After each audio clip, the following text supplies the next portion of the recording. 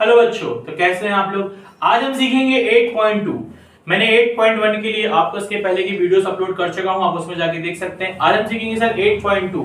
देखिए अब 8.2 में सर sin 60 हमारा सर क्वेश्चन हमारे पास में sin 60 cos 30 sin 30 और cos 60। मैंने इन सब की ट्रिग्नोमेट्री टेबल्स को बनवाया है, आप उसमें जाके वीडियोस में वो भी देख सकते हैं किस तरीके से इनकी वैल्यूज को हम फाइंड करते हैं। इजी वे में है वो भी। अब आपको बस सिर्फ इनकी ना वैल्यूज को याद होना चाहिए, आप टेबल से वो याद कर सकते हैं। जैसे सर हमारे पास में sin 60 की वैल्यू क्या होती है बेटा, हमेशा √3/2 और cos 30 भी कितना होता है √3/2 और बेटा cos sin 30 कितना होता है 1/2 और सर cos 60 कितना होता है 1/2। अब सर जब हमारे पास में चारों वैल्यूज अगर आपको पता थी, अब आप क्या करेंगे, सिर्फ क्वेश्चन के अंदर वैल्यूज को पुट कर देंगे और इजी आपका आंसर आ जाएगा। देखिए सर इसकी वैल्यू कितनी थी, हमने सर पुट की √3/2 और जब बीच में कुछ नहीं मिला तो हमेशा क्या मानेंगे, मल्टीप्लाई। क्या लगा हुआ है ये, मल्टीप्लाई। सर cos 30 हमारे पास में कितना है, तो √3/2 हमने पुट कर दिया, ये बीच का प्लस आया। और sin 30 कितना सर हमारे पास में 1/2, ये बीच में फिर से हमने मल्टीप्लाई किया। और cos 60 कितना बेटा हमारे पास में 1/2। सिंपल आपके क्वेश्चन बन चुकी है। अब आप सॉल्व करेंगे इसे। तो आपने पढ़ा होगा सर बोर्ड मॉस थ्योरम में पहले हम क्या करते हैं, मल्टीप्लाई को सॉल्व करते हैं, आखिरी में प्लस करते हैं। कैसे, तो √3 और बेटा एक बात और याद रखना है आपको कि न्यूमरेटर का मल्टीप्लाई हमेशा न्यूमरेटर से होता है और डिनोमिनेटर का मल्टीप्लाई हमेशा डिनोमिनेटर से ही होता है। तो √3 हमेशा क्या बन जाएगा, 3। मैंने आपको कई बार सिखाया है कि 2 हाफ में एक फुल होता है, ये बात आपको याद रखनी है। ओके, अब देखो बेटा 2 2 जा कितना हो जाएगा सर, ये 4, ये बीच का प्लस आ गया, फिर 1 का 1 में होगा तो 1 1 जा 1 और 2 2 जा 4। जब हमारे बेस एक जैसे होते हैं तो हम क्या करते हैं, उन्हें सिर्फ एक ही बार लिख देते हैं कि मतलब सर क्या हो जाएगा, एक बार में 4 और जो ऊपर की चीजें हो वैसे की वैसे चल जाएंगी साथ में। तो ये क्या हो जाएगा बेटा 4/4, 4 में से 4 का तो हमारा आंसर कितना आ चुका है 1। तो देखिए पहला क्वेश्चन इस तरीके से खत्म होता है। बस आपको टर्म से बस याद करनी है और कुछ भी इसमें नया नहीं है। अब हम स्टार्ट करते हैं बेटा second question. Sir second question हमारे पास में है 2 tan square 45 plus cos square 30 minus sin square 60। मैंने आपसे पहले भी कहा था आपको सिर्फ टेबल बस याद करनी है। तो बेटा tan 45 की वैल्यू क्या होती है हमारे पास, बस आपको ये याद रखना, tan 45 ऑलवेज होता है 1। सर cos 30 हमारे पास में कितना होता है, तो सर cos 30 की वैल्यू होती है कितनी हमारे पास में बेटा, √3/2 और sin 60 भी अभी आपने सीखा था सर, sin 60 भी कितना होता है हमेशा √3/2। अगर आपको ये तीनों वैल्यूज याद हैं, आप सिंपली इसको क्वेश्चन के अंदर पुट कर देंगे। देखिए कैसे, ध्यान से। सर ये हो जाएगा 2 और बीच में क्या हो जाएगा इनटू, और बेटा tan 45 की वैल्यू कितनी है 1 और tan का स्क्वायर था यानी 1 का भी क्या हो जाएगा स्क्वायर, ये बीच का प्लस आ गया। सर cos 30 कितना है हमारे पास में √3/2। तो देखिए सर हमने वैल्यू यहां पे पुट की है √3/2 और cos का स्क्वायर था यानी इस पूरे का भी क्या हो जाएगा होल स्क्वायर, ये माइनस लगाया बेटा मैंने। और सर sin 60 हमारे पास में कितना आएगा, ये है सर √3/2 और इसका भी क्या हो जाएगा स्क्वायर। अब आप सॉल्व करेंगे तो 1 का स्क्वायर 1 और 1 2 जा 2 हो जाएगा, यहाँ पे ये प्लस का प्लस आया। तो बेटा आपको एक बात पता है सर, स्क्वायर दोनों तरफ होगा, ऊपर के साथ भी और नीचे के साथ भी। तो जब ऊपर वाले के साथ होगा तो रूट से स्क्वायर क्या हो जाएगा कैंसिल, ऑलवेज रूट से स्क्वायर क्या होता है बेटा कैंसिल। तो ये हो जाएगा सर कैंसिल, मान लीजिए यहाँ कितना बचा सिर्फ 3 और जब नीचे वाले के साथ में सर स्क्वायर होगा डिनोमिनेटर के साथ तो 2 का स्क्वायर कितना होता है 4। सेम आप यहाँ पे भी हो जाएगा, स्क्वायर से रूट कैंसिल, सर 3 बचा और 2 का स्क्वायर कितना हो जाएगा बेटा 4।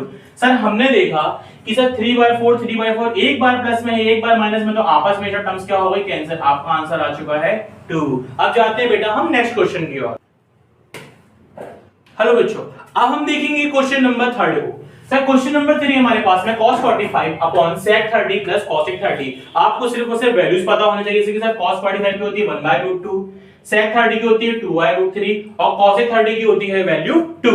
हम सिंपल आंसर इसको इसमें पुट कर देंगे, जस्ट ध्यान से आप लोग देखते जाइए। देखो हो जाएगा बेटा ऊपर पहले 1/√2 और सर ये अपॉन sec 30 कितना सर हमारे पास में 2/√3 प्लस और सर cosec कितना हमारे पास में वैल्यू 2 है। आप क्या करेंगे सर, हम इसके अपॉन में क्या मान लेते हैं 1, क्रॉस मल्टीप्लिकेशन हो जाएगा यहाँ पे। सर क्रॉस मल्टीप्लिकेशन कर लेंगे, ऊपर वाली टर्म वैसी की वैसी रहेगी, तो 1/√2 अपॉन में 2 1 जा 2 और √3 2 में होगा तो क्या हो जाएगा 2√3 और √3 का 1 में होगा तो क्या हो जाएगा √3। अब आपको मैं आज सिखा रहा हूं बेटा कि जब भी सर डबल अपॉन होता है 3 बार अपॉन होता है तो जो नीचे वाले दो हैं फ्लिप होकर सबसे ऊपर आ जाते हैं। मतलब कैसे होता है सर, तो देखिए ये हो जाएगा सर बेटा 1/√2 और मल्टीप्लाई वाली सबसे नीचे वाला कहां चलेगा सबसे ऊपर, रेसिप्रोकल मतलब ये हो जाएगा बेटा √3/2 + 2√3, ये ब्रैकेट में लिख दीजिए आप। अब सर न्यूमरेटर का मल्टीप्लाई न्यूमरेटर में होता है, यानी ऊपर कितना आ गया √3 और अपॉन में कितना आ जाएगा √2 और ब्रैकेट में कितना लिखा बेटा 2 + 2 और रूट कितना सर हमारे पास में ये 3। इतने तक में आपको कोई डाउट है तो आप मुझसे पूछ, ठीक है।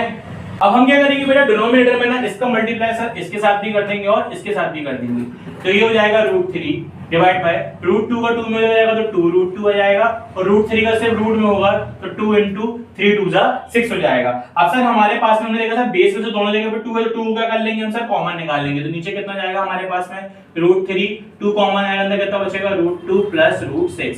अब आप क्या करोगे बेटा √2 + √6 को क्या कर दोगे आप रैशनलाइजेशन, क्या कर दोगे आप बेटा इसमें रैशनलाइजेशन, ठीक है। रैशनलाइजेशन होता है तो क्या होता है रैशनलाइजेशन के अंदर आप इसी का मल्टीप्लाई डिनोमिनेटर और न्यूमरेटर दोनों में करोगे, बस साइन को क्या कर दोगे आप चेंज। कैसे करते हैं सब ध्यान से देखिए, ये हो जाएगा बेटा √2 अंदर क्या हो जाएगा ये √2 - √6 अपॉन और नीचे कितना लिखा था ऑलरेडी ये √2 + √6 था और एक बार और मल्टीप्लाई हो जाएगा √6 - √6। अब सर हमारे पास में ऊपर अगर वो मल्टीप्लाई होगा तो ऊपर की टर्म में सर वो जैसा का जैसे लिखा आपको उसको वैसे का वैसे ही रहने दीजिए, तो ये हो जाएगा सर √2 - √6 और अपॉन में बेटा ये 2 वैसे ही रहेगा। आपको ये दिख रहा है सर कि ये एक बार सेम वैल्यू प्लस में और एक बार काय में है माइनस में, तो a + b और a - b का फॉर्मूला क्या होता है a² - b²।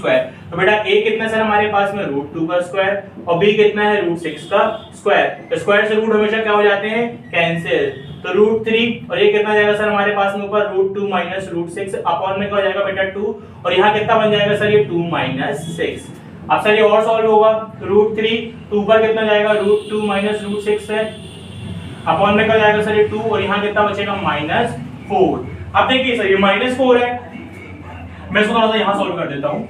अब सर ये सॉल्व कैसे होगा √3 2 of -2 अपॉन में क्या जाएगा बेटा -8। अब सर हमें यहाँ पे माइनस नहीं चाहिए तो आप क्या करेंगे सर इसे हम क्या कर देंगे फ्लिप, और बेटा माइनस के केस में अगर आप कभी भी फ्लिप कर दे तो एक कांस्टेंट वैल्यू हमेशा क्या होती है बाहर आती है साइन के रूप में, जैसे कि सर बाहर क्या जाएगा एक माइनस, ये हो जाएगा √6 - √2 और अपॉन में क्या था -8, तो माइनस से माइनस क्या हो गया कैंसिल, तो √3 √6 - √2 अपॉन 8 क्या आ गया आपका आंसर। Thank you.